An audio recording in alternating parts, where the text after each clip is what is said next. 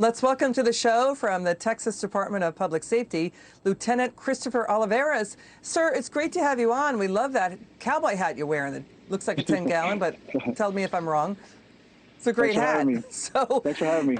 So your reaction to the governor of Texas, Greg Abbott, announcing a $1 billion budget for Texas's own border wall as the Biden administration stops construction. Do you think that's enough money?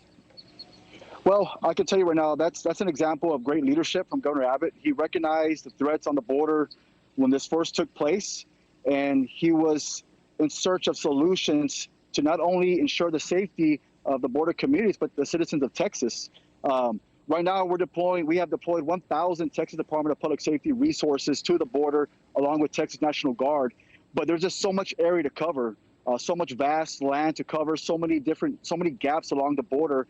It's very challenging, not only for us, but for U.S. Border Patrol to fulfill those gaps. And that's why it's important to have this wall in place and to get the construction going for the wall and any of the barriers that may help or deter some of the criminal activity that's taking place right now.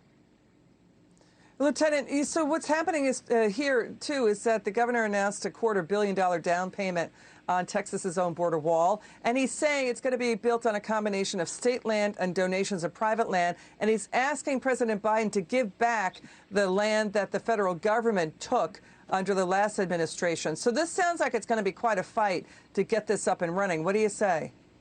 That's correct. So it is going to be a challenge for the governor. But one thing that the governor is doing, like I said before, it's great leadership. He's not going to back down.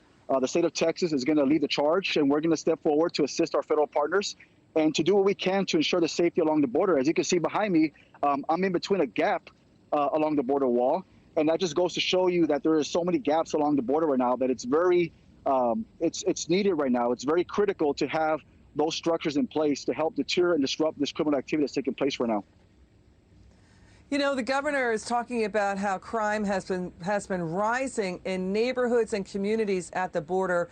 We've been covering this for about 5 years, and we have seen a steady increase in this problem of, local towns and folks down there seeing things like home invasions, property destruction, and more. Let's listen to the governor here. Watch this.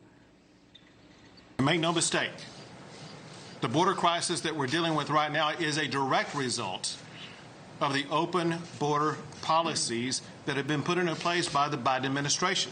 The problems that people are suffering on the border just continue to get worse. Homes are being invaded. Neighborhoods are dangerous, and people are being threatened on a daily basis with guns of people either coming across the border or those working with those who are coming across the border. Lieutenant, can you talk to us more about what local communities are seeing in the way of crime like this? Can you talk to us about that? So one thing that you got to keep in mind is that when you have a surge of migrants that are coming across, which is taking place for now, when you have the unaccompanied children, the families, that in a sense distracts and overwhelms law enforcement, because now we got to tend to those needs and focus our efforts on that. When that happens, now you have the cartels, smuggling organizations taking advantage of that situation, exploiting the situation, exploiting the gaps along the border. And all it's doing is enriching these cartels. You're making them more powerful by allowing this to happen because they are making money off of this current situation right now. So it is very imperative that we do something. And the state of Texas is. We're stepping forward. We're providing the resources to the border, not only in the Rio Grande Valley, but to Del Rio and El Paso. And our focus is the criminal element. We want to deter, disrupt this criminal element to keep our citizens safe. All right, Lieutenant Olivarez, thanks for joining us, and thank you for your service to our country. It's good to see you. Come back soon.